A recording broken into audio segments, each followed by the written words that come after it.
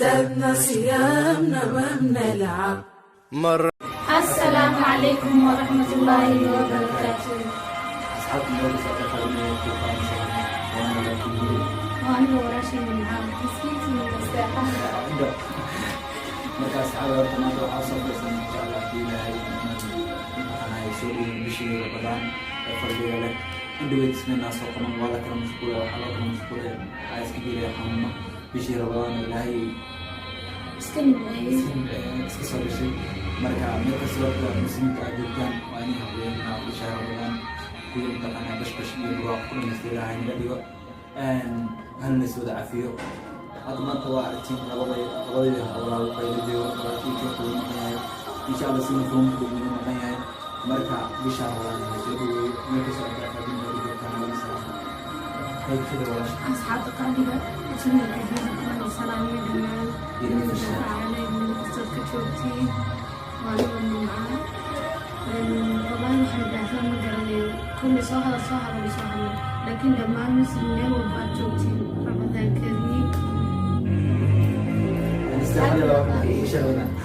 Oke, abang nggak usah bahas tapi mau kayak ada meski saya orang kasih ini kan sekolah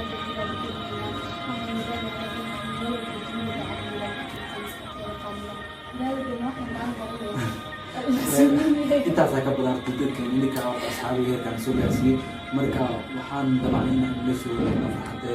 iyo wax kasta waan qabanayna dadkina u samaynayna hadii ilaahay Ramadaankaas waa u badan horta YouTube-ka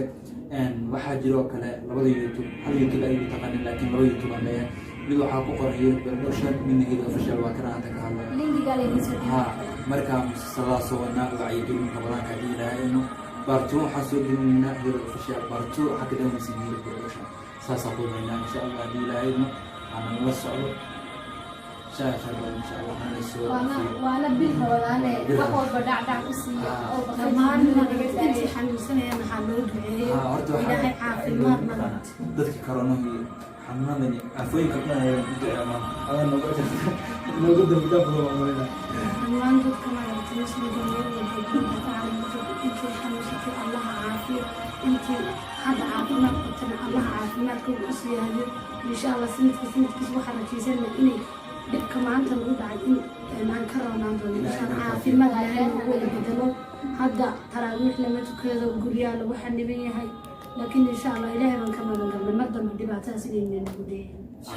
inaguna ducada badiya salaada badiya هل نسوي في قبل هل نسوي إن شاء الله أصحاب ترى ما سكين مرة صعدة وأخبرنا بصورة سايفة إن شاء الله أنا وصلت وحين لنا السلام عليكم ورحمة الله وبركاته.